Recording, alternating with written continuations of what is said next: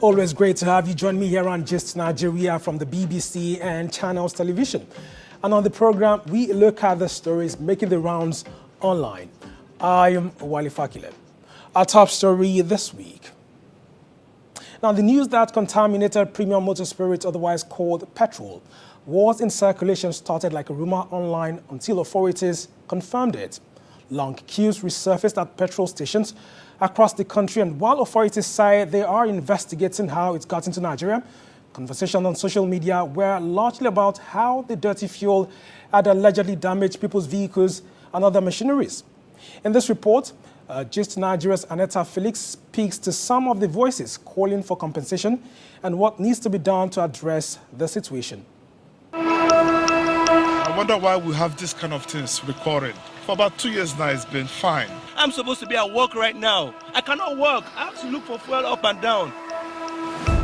In the first week of February, videos like these circulated on social media.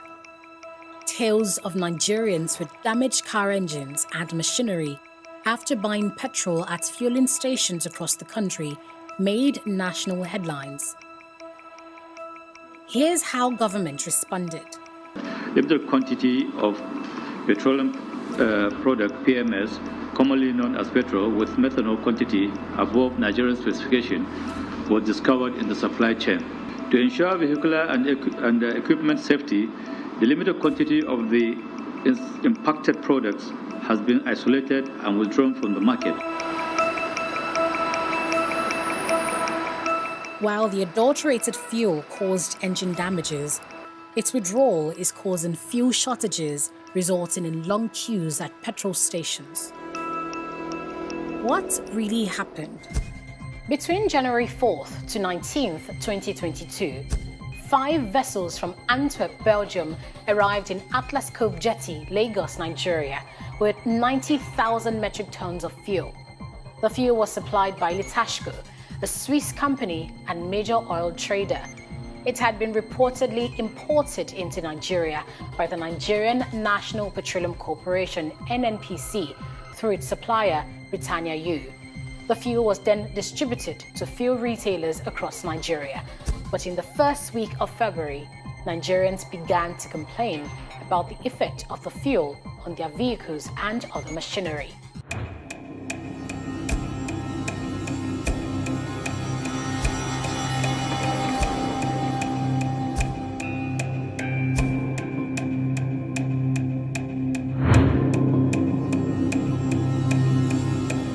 So what exactly was wrong with this batch of fuel? The usual quality inspection protocol employed in both load port in Belgium and our discharge ports in Nigeria do not include the test for percentage of methanol content, and therefore additive was not detected by our quality inspectors. One of the things about methanol is that it's meant to make your fuel last longer. But then, if you then have too much of it, you're possibly making your engine work too hard. And if you're doing that, you can only get one outcome: damage.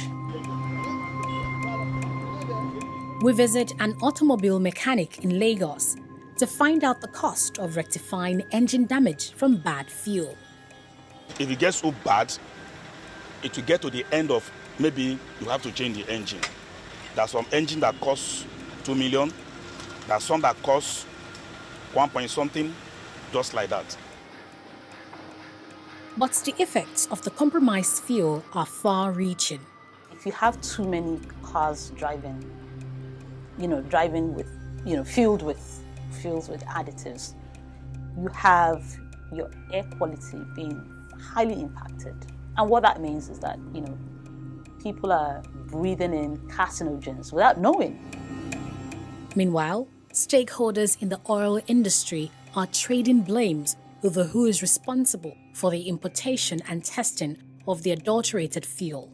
The Ministry of Petroleum calls out the NNPC and the Nigerian Midstream and Downstream Regulatory Authority. The NNPC blames its suppliers, who have since denied responsibility. In Nigeria, for example, there is no specification. There's no standard. I have it right here in my hand. Know the parts that are interesting is the level of methanol in the fuel, which in this situation is supposed to be nil. And then the level of sulfur is about 0.15% of sulfur. If those standards were followed, this problem will not happen. A 2020 report by Stakeholder Democracy, SDN, and a 2016 report by Swiss-based firm Public Eye indicated that regulatory failure on fuel specifications and lax importation standards encourage an illegitimate practice called blend dumping.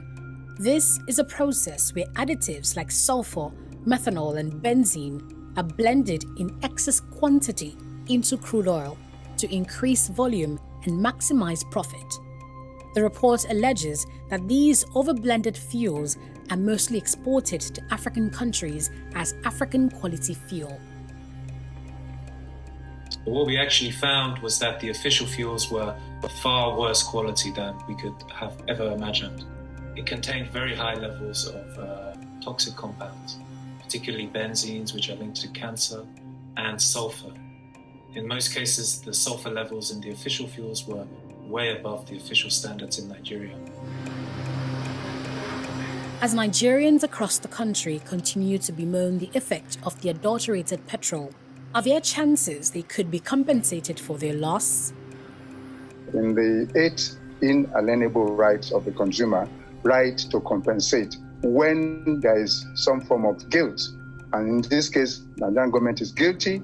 If an interest group wants to place a class action, I think the first place is to push the Consumer Protection Agency to say, well, based on your enabling legislation, we want you to take these issues up that have affected the majority of Nigerians. There will be a major investigation. Some people's vehicles must have also been damaged. That is also going to be taken into consideration. So we're creating a mechanism between FCCPC, the regulator, the NNPC, to figure out an appropriate mechanism for addressing demonstrated injury. Demonstrated injury meaning that credible, transparent, and evidence-based injury, and what the appropriate remedy should be. Time will tell whether or not victims will be compensated. However, what checks need to be in place to prevent a reoccurrence?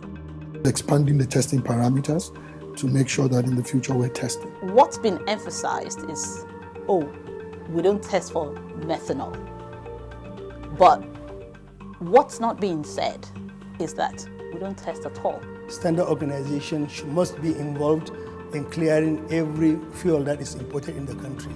And we have the people and the equipment to do that. The issue is really enforcement. In Belgium, in the Netherlands, wherever this fuel is coming from, that they will continue exporting poor quality fuels to Nigeria, so long as they're not checking it. In 2018, the ECOWAS Commission, in partnership with the United Nations Economic Environmental Programme, nudged member states towards making better fuel quality choices. With the current bad fuel dilemma across the country, Nigeria's pledge looks to have suffered a major blow. Annetta, Felix, Gist, Nigeria.